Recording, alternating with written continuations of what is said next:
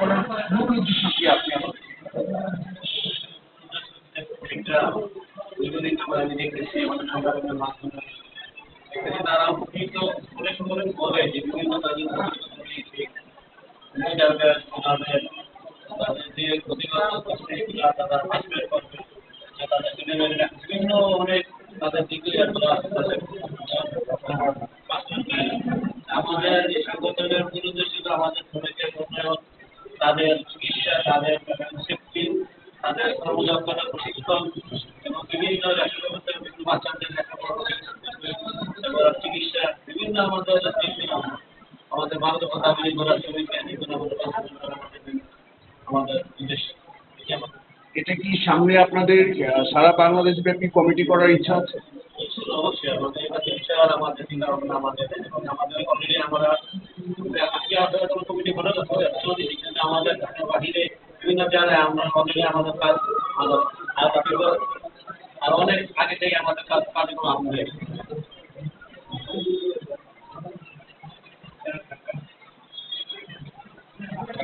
পরিচয় দিয়ে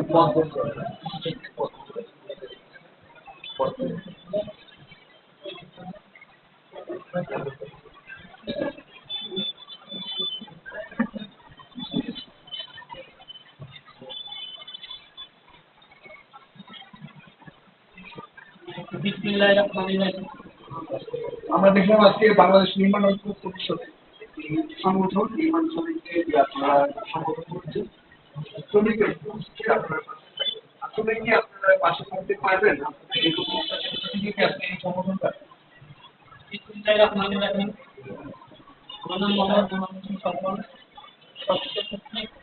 বাংলাদেশ নির্মাণ ঐক্য পরিষদ কেন্দ্রীয় আপনি যে কথাটি বলেছেন শুনতেও আমরা নির্মাণ শ্রমিকদের ঐক্যবদ্ধ এবং নির্মাণ শ্রমিকদের পেশাগত সেফটি, তাদের সচেতন করা, তাদের কল্যাণে সারা বাংলাদেশের মধ্যে আমাদের নির্মাণ শ্রমিকদের ঐক্যবদ্ধ করার লক্ষ্যে আমরা কাজ করে আসছি।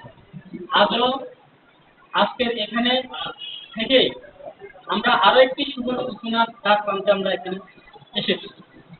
এখান থেকে আমি আমার জায়গা থেকে বলতে চাই, সারা বাংলাদেশের নির্মাণ শ্রমিকদের ঐক্যবদ্ধ করা এবং তাদের মৌলিক অধিকার বাস্তবায়ন করার লক্ষ্যে আজকের এই আহ্বায়ক কমিটি ঘোষণা হয়েছে।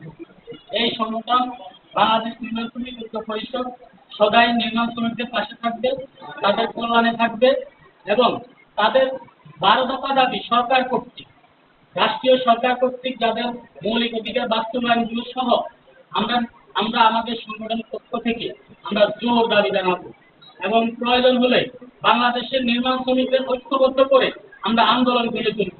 এই প্রত্যাশা রেখে আমি আমার বক্তব্য শেষ করলাম। দুনিয়ার মধ্যে রাখবো দুনিয়ার নির্মাণ শ্রমিক।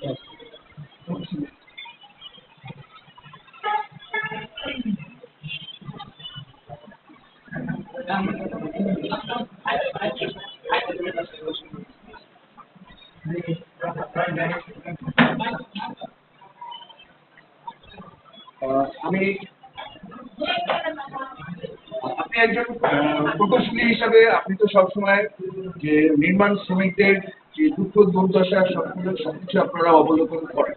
আসলে একজন প্রকৌশলী হিসাবে আপনার কাছে কি মনে হয় এই সংগঠনের যে বাংলাদেশ নির্মাণ শ্রমিক ঐক্য পরিষদের এই সংগঠনের গুরুত্ব এবং এটার যে পরিধি আসলে কতটুকু কার্যকর হবে বলে আপনি আগামীতে মনে করেন? আমি একজন প্রকৌশলী হিসেবে বিভিন্ন জায়গায় আমি তাদের তাদের প্রশিক্ষণ ব্যবস্থা নেই এই সমস্ত বিষয়গুলো অবলম্বন করি এবং এই সমস্ত বিষয়ে আমি নিজেও তাদেরকে সচেতন করার চেষ্টা করি। আজকের এই মহৎ অনুষ্ঠানে আমার নিজের কাছেও ভালো লাগছে যে তারা সংঘবদ্ধ হয়ে এরকম একটা অনুষ্ঠানে আয়োজন করেছে। আর আমি চাই এই নির্মাণ শ্রমিকরা যেন তাদের অধিকার বুঝে পান এবং তারা যেন সচেতনমূলক কাজগুলো করে এবং তাদের প্রথম হচ্ছে জীবনের নিরাপত্তা, তারা যেন নিরাপত্তা জিনিসটা ভেবে নিয়ে তারা কাজগুলোর সামনের দিকে এগিয়ে নিয়ে যায়। কারণ একটা প্রকৌশলী ডিজাইন করে ছেড়ে দেয়, কিন্তু এটা বাস্তবায়ন করে নির্মাণ শ্রমিক তাদের যদি নিরাপত্তা না পায়, তারা যদি সুযোগ সুবিধা না পায়, তাহলে এটা অত্যন্ত দুঃখজনক। আমি আশা করব এই নির্মাণ শ্রমিক ঐক্য পরিষদ যেভাবে পূর্বেও করে আসছে এখনো আগামী দিনে তাদের কল্যাণ নিয়ে চিন্তা করবেন, এই প্রত্যাশা আমার এই সংগঠন। আসসালামু আলাইকুম।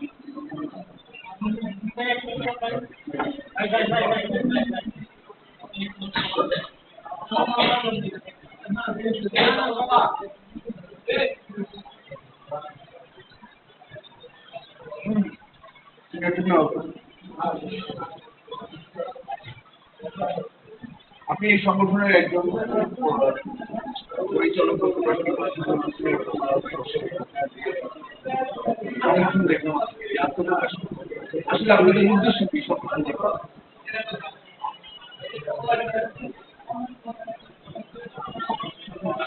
যাবেন আমরা দেখছি অনেক সংগঠন আমাদের দেশে আছে। অনেক শ্রমিক সংগঠন নির্বাচন বিভিন্ন সংগঠন আছে, বিভিন্ন সংগঠন তাদের বক্তব্য বেশি আগামী সবার বেশি আছে মাধ্যমে আমাদের উদ্দেশ্য হচ্ছে কারো কাউকে আশা দেওয়া না, আমাদের যে 12 দফা দাবি আছে সেটা আমাদের অর্জন করা। আমরা আমাদের যে 12 দফা দাবি আছে এই 12 দফা দাবি আদায় করার জন্য আমাদেরকে রাস্তা সরকার শ্রমিক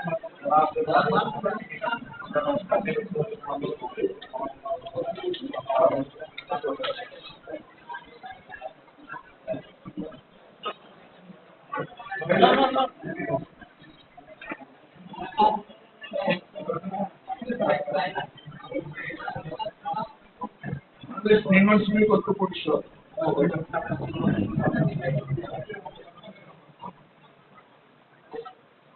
বাংলাদেশ নির্মাণ শ্রমিক ঐক্য পরিষদের আপনি একজন যুগ্ম আহ্বায়ক হিসেবে এই সংগঠনের সাথে নিজেকে সম্পৃক্ত করেছেন। আপনাদের এই যে 12 দফা দাবি, এই দাবিটাকে আপনারা সরকারের কাছে উপস্থাপন করেছেন না আগামীতে করবেন?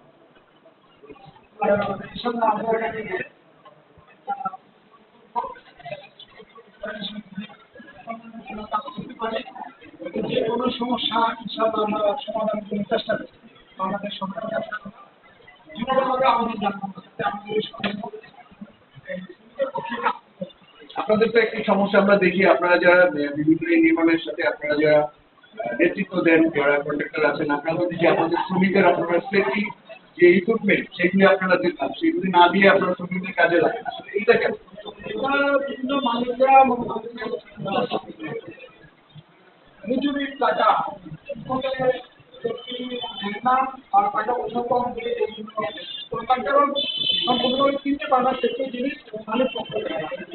তাহলে কি আমি ধরে নিতে পারি একটা শ্রমিক সে দুর্ঘটনায় সে দুর্ঘটনায় ইঞ্জুরি হয়, সেই জন্য শুধু মালিক পক্ষ কন্ট্রাক্টর পক্ষ দায়ী? মালিক পক্ষ এবং কন্ট্রাক্টর পক্ষ আপনাদের জায়গা থেকে তো আপনারা কি যাবেন? আমাদের জায়গা থেকে আমরা ইনশাআল্লাহ করার দিকে চেষ্টা করবো এই সংগঠনের মাধ্যমে, যাতে চাষটা যাতে আমরা করতে পারি, এবং ভালো করতে পারি। যেহেতু আপনারা শ্রমিকের কল্যাণের জন্য শ্রমিকের পাশে আসছে, প্রথমত তো আপনারা শ্রমিকদের যে সেফটি ইকুইপমেন্ট আছে, হ্যান্ডগ্লাস, পায়ে ফুল, কোমরের রশি, এগুলোর ব্যবস্থা তো আপনারা করবেন, তাই? ইনশাআল্লাহ আমরা